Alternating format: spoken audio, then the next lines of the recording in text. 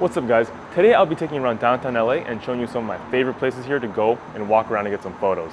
I like photographing in downtown LA because for a couple of reasons. The number one reason being it's the most walkable place in the entire city. I don't know another place in LA where I can go around in general without having to go through long stretches of nothing.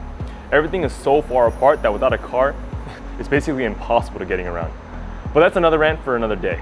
If anyone watching does happen to have a nice place to walk around in LA for photos, I would love to know, so please leave them down in the comment section. But anyways, in this photo, I'll take you along for a walk around downtown LA and show you some of my favorite places to get photos, along with some photo tips, compositional ideas for that particular area. Quick disclaimer, before I get into it, I just want to remind everyone that this is downtown LA.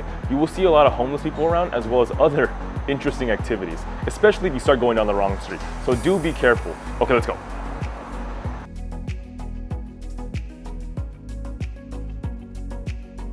This is California Plaza. This place is a nice plaza with two towering skyscrapers above you. Very relaxing to just walk around and just chill in my opinion.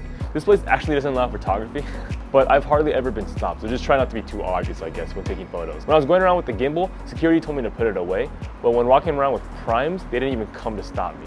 Even with my 16 to 35 GM, they paid no attention to me whatsoever, so I honestly really don't get it.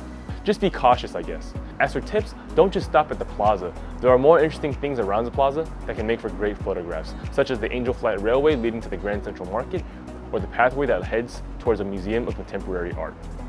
Let's go.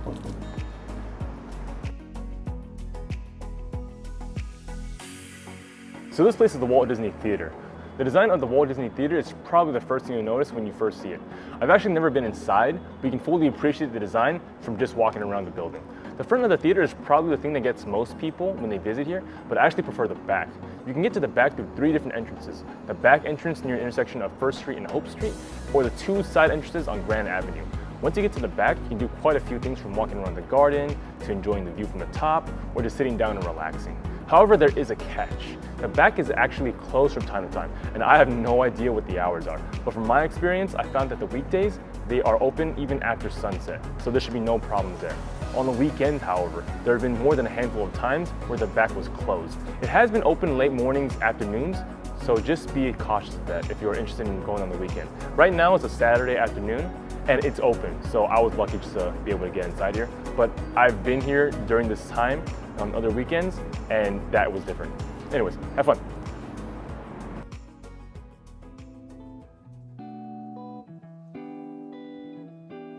The Broad is another building in downtown LA with an interesting design. It's actually a museum as well that's free, which is crazy since it's LA.